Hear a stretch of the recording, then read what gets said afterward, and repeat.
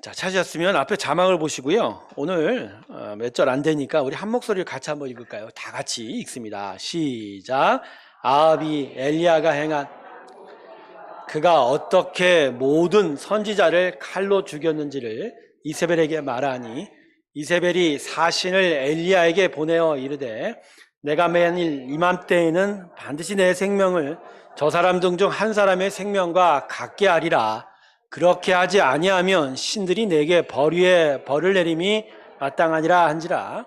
그가 이 형편을 보고 일어나 자기의 생명을 위해 도망하여 유다에 속한 부엘세바에 이르러 자기를 머물게 하고 자기 자신은 광야로 들어가 하룻길쯤 가서 한 노뎀 나무 아래 앉아서 자기가 죽기를 원하여 이르되 여호와여 넉넉하오니 지금 내 생명을 거두시옵소서.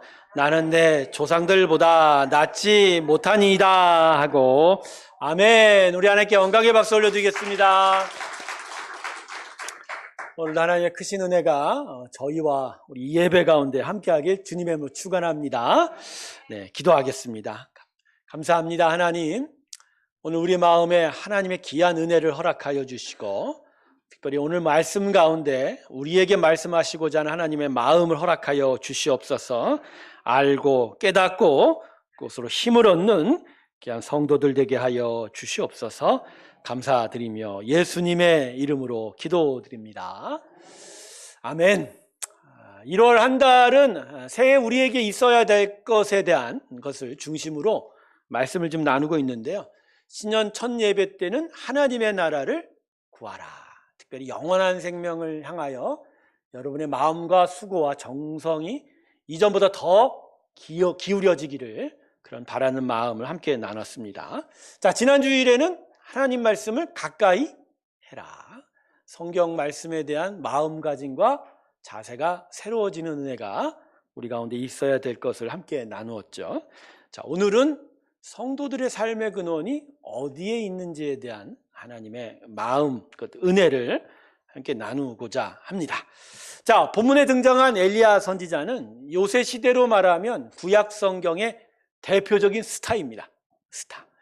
네, 구약 성경이 자랑하는 3명의 스타가 있어요. 네, 첫 번째는 출애굽 때의 모세, 다음에 왕정시대의 초기 왕정시대 다윗, 그다음에 마지막 중후반기 왕정시대의 엘리야 선지자. 이 3사람이 대표적인 구약 성경이 말하는 인물이 될 것입니다. 근데 공교롭게도 이 사람들이 한 곳에 모여 있습니다. 신약에 보면 변화산 사건 때 예수님 옆에 누가 있었다고 그러죠? 모세가 있었고 엘리야가 있었고. 그럼 다윗은요?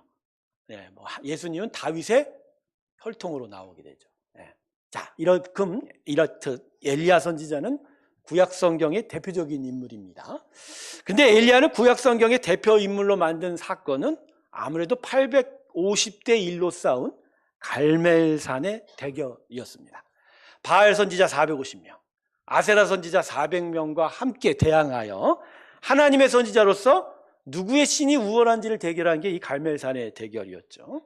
산 위에 제단을 벌려놓고 제단 위에 물을 흥건히 부은 후에 누구의 신이 여기에 불을 내리는지를 대결하지 않았습니까?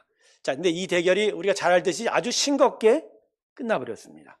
이방 선지자들이 하루 종일 춤을 추고 주문을 외워도 그들의 우상은 가짜니까 불을 낼 리가 없지요. 그러나 엘리야 선지자가 기도하자 바로 즉시 하나님께서 물이 흥건한 제단 위에 불을 내리셨죠. 결국 이 대결의 승리로 엘리야는 단숨에 450명의 바알 선지자의 목숨을 도륙하였습니다. 그 자리에서 죽여버리는 엄청난 승리가 갈멜산 위에서 이루어진 거죠. 그런데 도저히 이해할 수 없는 이 반전이 이 승리 후에 엘리야에게 일어났습니다. 자, 여기서부터 오늘 본문의 내용입니다.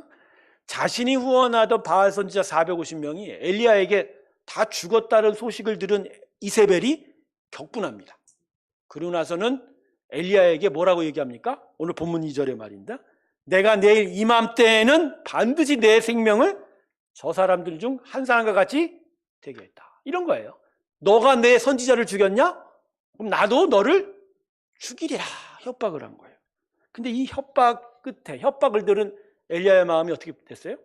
두려움에 빠져서 마음이 물처럼 녹아서 유다 광야로 피신하게 됩니다. 그리고 광야 그 로뎀나무 아래 누워서 지쳐 쓰러져 버린 거예요. 자, 이게 오늘 본문 내용인데, 자, 여러분, 도대체 엘리야에게 어떤 일이 일어났습니까? 도무지 이해가 안 가죠? 아니, 바알 선지자 450명을 단칼에 베어 죽였던 그 늠름하던 엘리야가 이세벨이 칼을 들고 목을 겨눈 것도 아니고 너 내일 내가 죽이겠다라는 그 협박 소리에 어떻게 마음이 녹아서 두려움에 차서 유다 광야 끝가락까지 도망을 가느냔 말이에요. 네.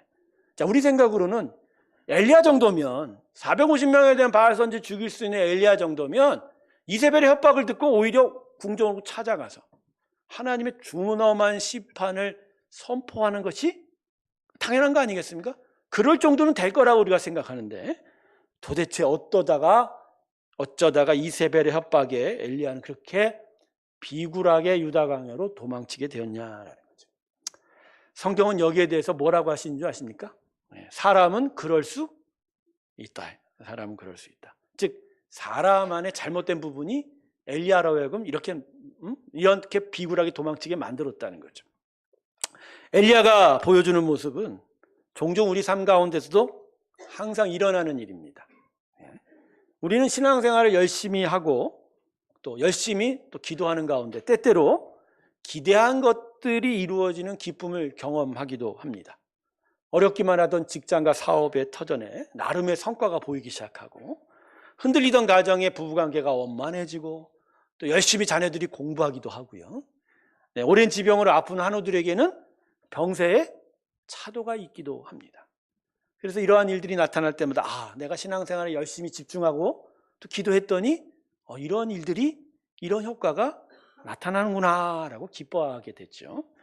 하지만 갑자기 이전보다 더 안 좋아지는 상황이 자주 나타나게 됩니다. 곧 일어설 것만 같던 회사가 큰 어려움에 빠지고 직장에서 승진할 것만 같은데 기회가 무산돼 버립니다. 어려운 가계 형편이 풀릴 줄 알았는데 더 많은 대출 때문에 더더욱 힘든 생활을 해야 되고요. 병이 나을 것만 같은데 완치는커녕 계속 투병해야 합니다. 그래서 우리의 마음이 아프고 고통스러워지고 그리고 너무 시간이 지나 지치면 다 포기하고 싶어지고 그래서 도대체 하나님은 나에게 복을 주시는 분인가라는 불평과 원망을 하게 됩니다. 결국 이러한 끝에 마음이 어떻게 돼요? 굳어집니다. 굳어져요. 그리고 엘리야가 광야로 도망친 것처럼 열심히 하던 신앙생활로부터 도망칩니다. 그리고 하나님을 완전히 버리기는 그러니까 하나님과 일정 정도 거리를 두어버리는 거예요. 그래서 유다 광야의 로뎀나무 아래에 주저앉은 엘리야와 같은 모습으로 변하게 돼요. 지쳐서 누워버린 채 그냥 하나님은 아는 정도에서 멈추어서 버리는 겁니다. 제가 좀 과장을 했나요? 살아온 인생이 다 그렇죠. 어쩌면 그래서 우리는 다 엘리야일 수 있습니다. 예수님의 십자가의 승리를 나의 것이라고 고백은 하지만 거듭되는 시련과 실패 속에서 우리는 광야의 로뎀나무 아래로 도망가 버리고 저 시내 광야 끝자락 호렙산의 동굴로 숨어버리는 바로 엘리야와 같은 자, 사실 우리가 엘리야일 것입니다. 성도 여러분, 엘리야의 문제가 무엇이죠? 그리고 우리의 문제는 무엇일까요? 자신의 삶의 근원이 어디에서 출발하고 어디에 서 있는지를 깨닫지 못하기 때문입니다. 하나님의 아들과 딸로 부르신 하나님의 자녀로서의 존재 위에 자신의 삶의 근원을 두지 못한 채 자기가 가진 힘, 자기가 이루어 놓은 업적 위에 자신의 인생을 두기 때문이라는 거죠. 여러분, 우리 하나님의 자녀들의 삶의 근원은 무엇일까요? 우리가 가진 힘, 그래서 이루어 놓은 업적 위에서 우리 삶이 이루어집니까? 우리가 세상에 속한 사람이라면 이 답이 맞습니다. 세상의 세계관이 뭐죠?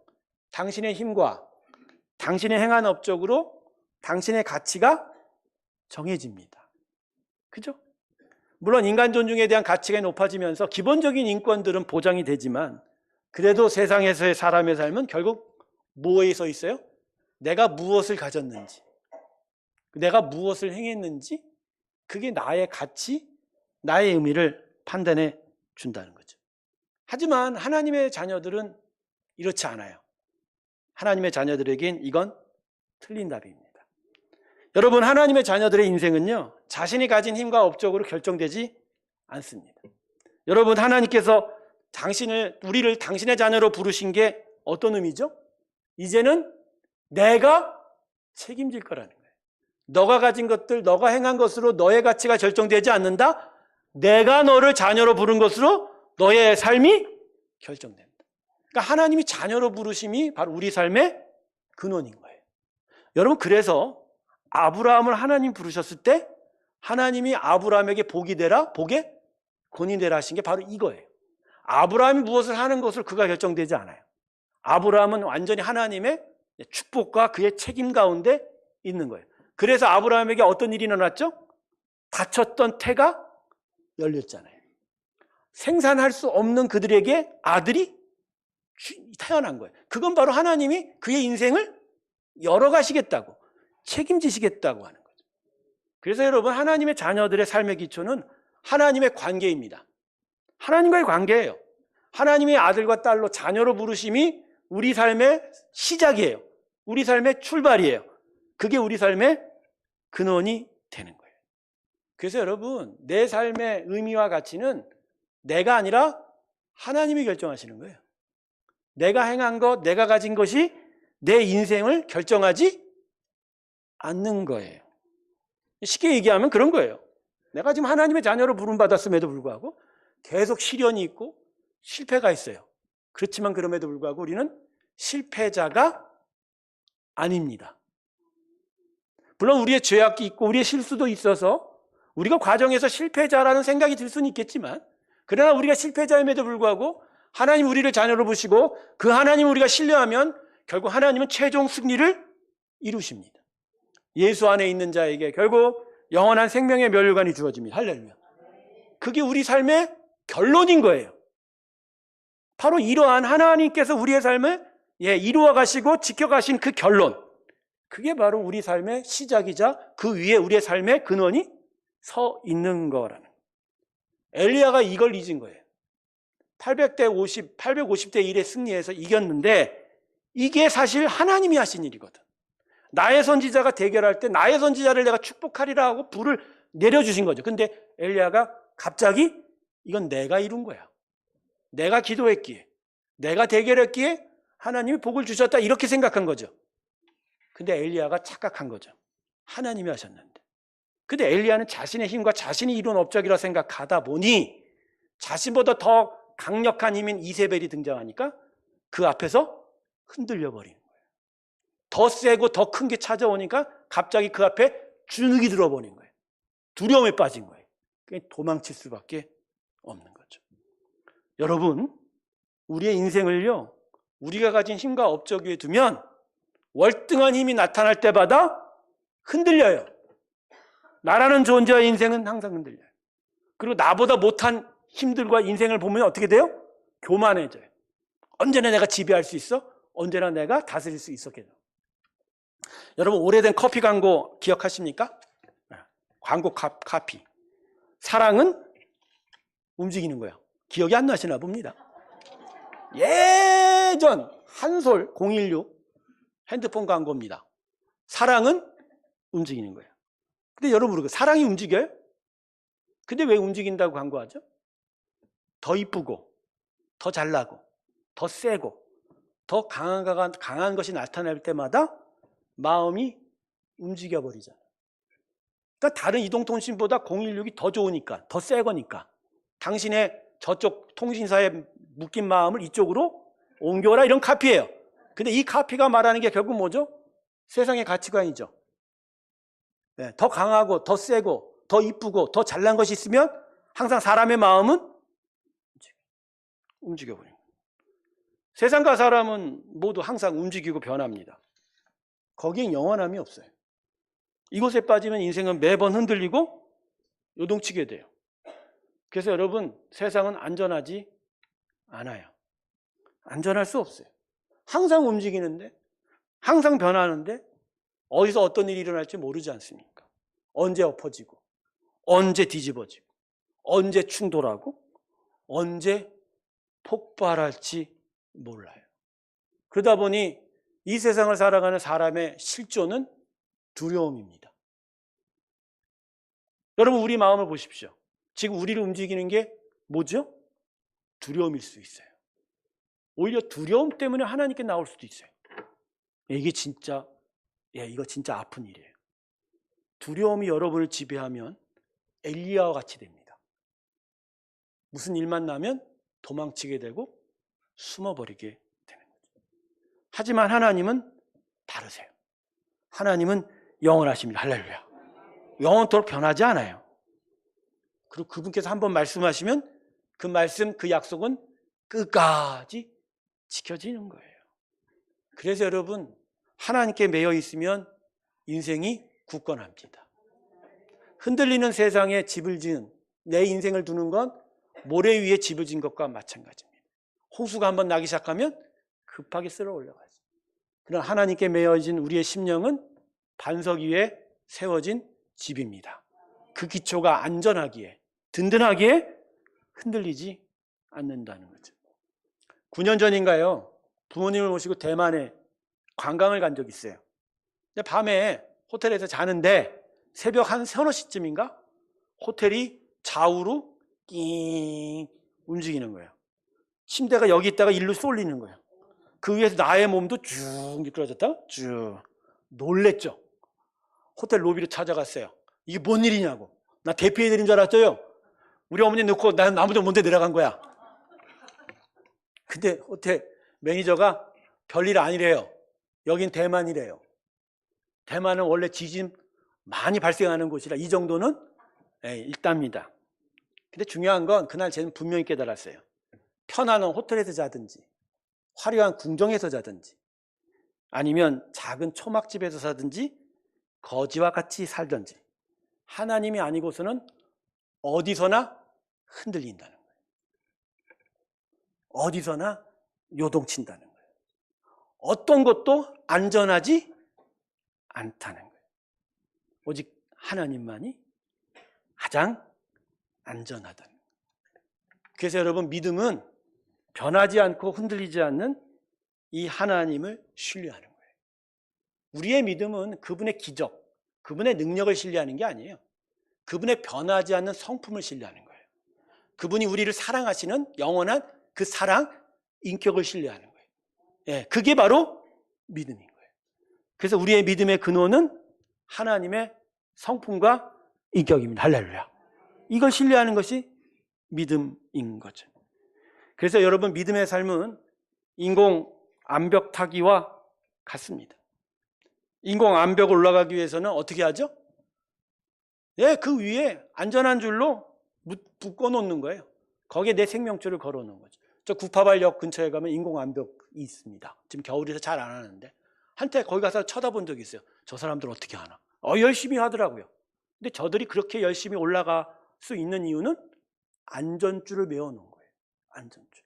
올라가다 보면 손이 미끄러워 또 발도 헛디져 갖고 계속 떨어지죠. 떨어져도 그들은 계속 올라가더라고요. 이유가 뭐죠? 안전줄로 묶어 놓으니까. 그 인공암벽에 붙은 그 안전줄이 정말 안전하니까 끊임없이 도전하고 끊임없이 정상을 향해 올라가게. 결국은 정상에 서게 되는 거예요. 우리 인생의 시련과 고난, 또 우리의 좌절들, 우리의 죄악들, 우리의 실수들. 그러나 거기서 우리는 멈추지 않습니다. 그럼에도 불구하고 하나님은 우리를 붙잡아 주시는 거예요. 그분이 안전하기, 그 안전한 거에 우리의 인생을 걸어놓으면 우리는 끊임없이 실패해도 끝내는 이겨가게 되는 거예요. 할렐루야. 이겨가게 되는 그 안전한 말입니다. 여러분, 하나님의 부르심에 여러분의 인생을 거시길 주님의 이름으로 축원합니다. 그럴 때 여러분이 비로소 안전해지고 비로소 하나님의 기쁨과 평강 가운데 있게 될 거예요. 엘리야가 이걸 잊은 거예요. 자기가 한 게 아니에요. 하나님이 하신 거예요. 그 하나님이 자신을 통해서 드러난 것 뿐이에요. 이세벨의 협박 앞에서도 그건 똑같았어야 돼요. 이세벨의 협박이 무섭지만 그럼에도 불구하고 하나님은 자기를 지켜주실 거예요. 그 하나님을 신뢰할 때 이세벨 앞에 도망치지 않을 거라는 거죠. 하지만 엘리야는 하나님께 안전줄, 하나님께 자신을 걸지 않았어요. 갑자기 자신의 인생이 어디에 있다고 생각한 거예요? 자기가 행한 일, 자기가 가진 힘에 있다고 생각했는데 그 힘보다 더 센 이세벨이 나오니까 홀라당 무너져 버린 거죠. 베드로가 물 위를 걸을 수 있었던 이유가 뭐죠? 그가 힘이 있어서 걸었나요? 하나님이 함께 하시니까 걸었지 않았습니까? 처음에 예수님이 자기와 함께 하고 있다는 걸 아니까 걸었죠. 그러다 어떻게 됐어요? 지가 건다고 생각하니까 물에 빠져버렸죠. 다윗이, 그 꼬마 다윗이 거인 골리앗 앞에 물맷돌을 들고 설 수 있었던 이유는 뭐죠? 자기가 힘이 세서 골리앗을 물리칠 수 있을 거라고? 아니에요. 자기가 거인을 이긴다는 생각보다 그냥 하나님이 함께 계시니까 하나님의 그 은혜 안에서, 믿음 안에서 그냥 대항했던 거예요. 질 수도 있었을지도 몰라요. 하지만 다윗은 그 돌 하나에 하나님께서 그 돌을 사용해서 거인을 무너뜨렸죠. 그때 그런 다윗이, 사울은 천천히요, 다윗은 만만이라는 사람들의 환호성 속에 마치 자기가 힘을 가진 것 같고 자기가 뭔가를 한다고 생각을 하니 갑자기 그의 눈에 뭐가 들어왔겠어요? 벌거벗은 밧세바만 들어온 거예요. 그래서 다윗이 넘어지게 된다는 거예요. 여러분, 여러분의 인생과 영혼을 하나님께 묶어놓으시길 주님의 이름으로 축원합니다. 하나님의 부르심, 하나님이 우리를 자녀 삼으신 거에 여러분의 인생을 걸어야 돼요. 그게 제일 안전해요. 그게 제일 든든해요. 그것이 제일 온전합니다. 그 귀한 일들이 저와 여러분 가운데 있길 주님의 이름으로 축원합니다. 여러분, 하나님께 인생을 건다라는 건 하나님이 우리에게 영적 자신감을 주신다라는 얘기예요. 여러분, 하나님의 관계를 신뢰하면 하나님이 우리에게 주시는 자녀된 권세 중에 아주 귀한 것이 주어져요. 그게 바로 영적 자신감입니다. 영적 자신감은요, 바라는 것이 영원한 어떤 귀한 것을 가지고 있다는 겁니다. 제가 아까 두려움에 대한 이야기도 했지만 여러분, 지금 한국 땅에는요, 두려움하고 소망이 서로 힘겨누리하고 있어요. 어떻게 보면 지금 한국 땅, 한국 모든 사람들을, 특별히 예수 믿는 사람조차도 두려움이 막 좌우를 하려고 그래요. 덮어가려고 그래요. 네, 지금의 상황에 대한 두려움, 경제에 대한 두려움, 앞으로 우리는 어떻게 할 거냐 두려움. 그러나 믿음은 기본적으로 두려움이 아니죠. 두려움을 깨치는 하나님의 승리입니다. 그리고 승리 안에서 영원한 예수 그리스도를 향한 소망이 있는 거예요. 그래서 믿음이 있고 사랑이 있지만 결국 우리 안에 뭐가 힘이 되는 거예요? 소망이. 바로 영적 자신감은 이 소망을 주는 거예요. 내가 실수하고 내가 실패하고 내가 힘이 들어도 내가 시련 가운데 있어도 결국 나는 무엇을 바라볼 수 있다? 하나님. 영원한 하나님의 은혜가 여전히 나와 함께하고 있다는 게 나의 뭐가 돼요? 자신감이 되는 거예요. 그럼 그 자신감으로 세상을 향해서 계속 도전할 수 있는 거예요. 결국 세상의 시련 앞에 우리가 계속 꼬꾸라질 수 있는 밖에 없는 이유가 뭐죠? 좌절을 쉽게 맛보기 때문이에요. 그 좌절이 결국 뭐죠? 아, 안 되는구나. 안 되는 거야. 그럴 때 우리는 많이 수그러들죠. 근데 하나님의 자녀들은 그럴 필요가 없어요. 결국 하나님이 하십니다. 하나님이 하실 거예요. 여러분, 저라고 해서 좌절이 없겠습니까? 저라고 해서 낭망이 없겠냐고요. 수많은 환경과 상황이 저를 엄습합니다. 그리고 저한테 계속 두려움을 품게 하고 좌절하게 만듭니다. 그러나 그 좌절의 공격 앞에 내가 여전히 계속 서 있을 수 있는 이유는 딱 한 가지예요. 그건 하나님이 하신다는 거예요. 그분이 나를 자녀로 부르셨기에 책임지시고 나의 인생을 이끌어 가신다는 거예요. 그것을 기억하고 그것을 신뢰할 때 나한테 영적 자신감이 오더라고요. 그러니까 나로서는 할 수 없지만 하나님이 나한테 주는 영적인 은혜가 들어오는 거예요. 그럴 때 내가 서게 되더라고요. 할렐루야. 그래서 여러분, 신앙의 훈련들이 초점이 결국 여기에 있어요. 끊임없이 하나님과 함께 도전하는 일들을 만듭니다. 그냥 내가 하나님 믿으면 복을 받는다? 이거 아니에요. 계속하여 하나님을 신뢰하는 훈련을 해요. 이제껏 살아왔던 내가 가진 힘, 내가 가진 행위, 내가 무엇을 이루었는가에 계속 매인 나의 마음을 바꿔가는 거예요. 나의 묶여진 마음, 내가 그걸 바라보는 시선들을 어디로 옮겨가요? 하나님께. 하나님의 성품, 하나님의 인격, 그분의 말씀, 그분의 약속으로 옮겨가는 거예요.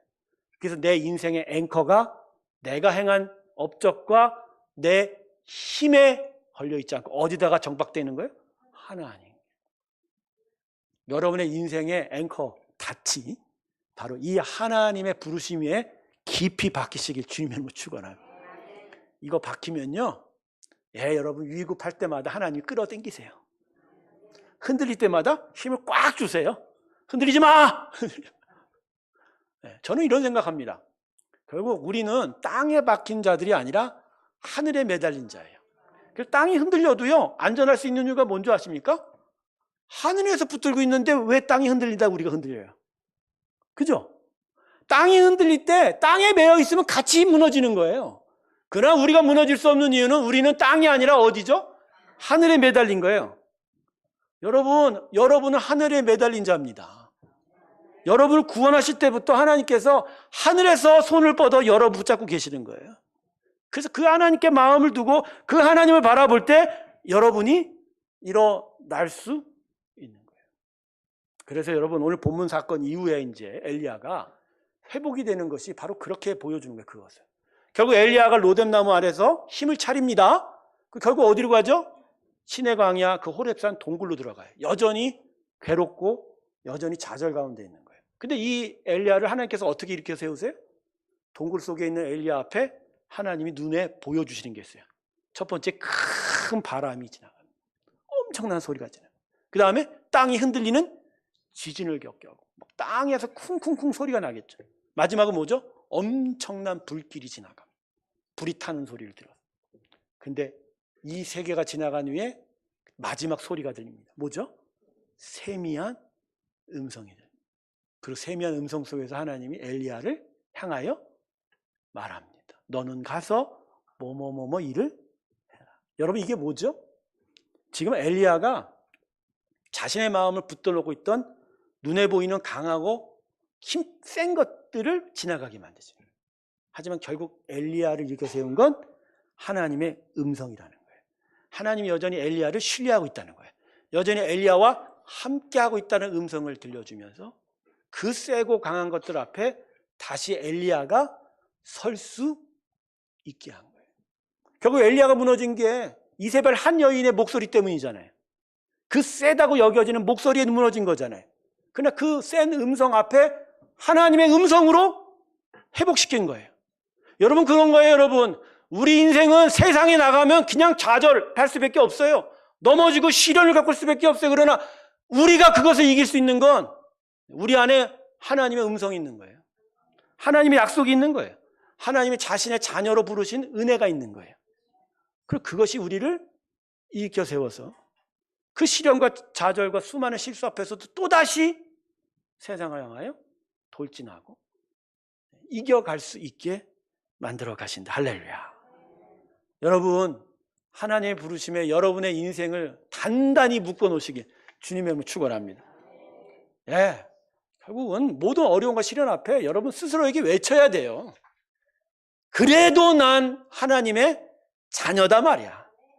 그래도 난 하나님이 부르셨다 말이야. 그래서 하나님이 나를 오늘도 책임질 거죠. 물론 실수하고 실패된 자신의 잘못들은 회개해야 되죠. 그럼에도 불구하고 내 인생이 나의 것으로 결정되지 않는다는, 하나님께서 나와 함께 하셔서 그분의 뜻대로 이루어 가실 거라는 그 믿음이 저와 여러분 가운데 함께 하길 주님의 이름으로 축원합니다. 말씀을 마치는데요, 마지막으로 우리 성도들에게 이러한 복 하나를 같이 나눴으면 합니다. 예배의 역사입니다. 여러분 예배에 하나님 보시고 나오세요? 아니면 여러분 때문에 나오세요? 여러분 예배는 하나님만 보고 나오는 거예요. 그분이 너무 좋아서, 그분이 너무 위대해서, 그분이 너무 은혜가 충만해서 그 앞에 작고 초라하고 부족한, 좌절하고 실망한 우리가 나오는 거예요. 예배 때는 사실 그거예요. 하나님을 높이는 거예요. 하나님 위대하십니다. 하나님 영광 받으십시오. 하나님만이 전능하십니다. 하나님의 은혜가 풍성하십니다. 근데 여러분, 그러한 우리의 마음을 온전히 그분께 드릴 때 하나님은 우리 안에 역사하시죠. 그 높은 하나님을 찬양할 때 그분은 우리에게 영적 자신감을 줍니다. 바로 네가 찬양한 내가 너의 하나님이라. 그 하나님이 우리 안에서 믿음의 역사를 이루실 것을 계속 약속하는 거예요. 전 그래서 여러분, 우리에게 예배는 우리 삶의 근원이라고 생각합니다. 여기서 하나님을 예배하면서 하나님의 은혜와 그 능력 가운데 있음을 확인하는 거예요. 그것으로 세상을 향하여 돌진하는 거예요. 그래서 여러분, 예배 마지막에 축도는요, 그런 의미예요. 그냥 마무리 짓기 위해서 어떤 형식을 놓은 게 아니고요. 바로 이 예배 안에, 이 천상의 보좌에 하나님의 은혜를 체험한 자들이 세상으로 파송되는 거예요. 각자의 일터로, 각자의 삶으로 가서 하나님의 은혜를 힘입어 살아가는 거예요. 그러다가 실수할 수 있어요. 실패할 수도 있어요. 고난을 겪을 수 있어요. 그러나 두려워하지 마세요. 여기서 여러분을 파송한 하나님의 의로운 손이 여러분을 붙들고 있다는 거예요. 그래서 여러분, 예배가 우리 삶의 정말 가장 귀한 근원이 되는 거예요. 여러분, 새해 참된 예배가 여러분 가운데 있길 주님의 이름으로 축원합니다. 자기 보고 나오지 마세요. 내가 무엇을 얻을까 그런 기대가 나오는 게 아니에요. 그냥 하나님의 위대하심을 보고 나오세요. 하나님의 영원하심을 보고 나오세요. 그 영원하신 하나님 안에 내가 있기를 바라는 마음.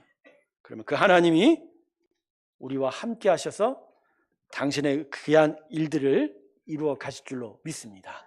이 귀한 은혜가 새해 우리 성도들에게 함께하길 주님의 이름으로 축원합니다. 기도하겠습니다. 실패할 수밖에 없고 좌절할 수밖에 없는 우리의 연약함, 우리가 가진 힘과 우리가 행한 업적 위에 우리의 인생을 두면 우린 영원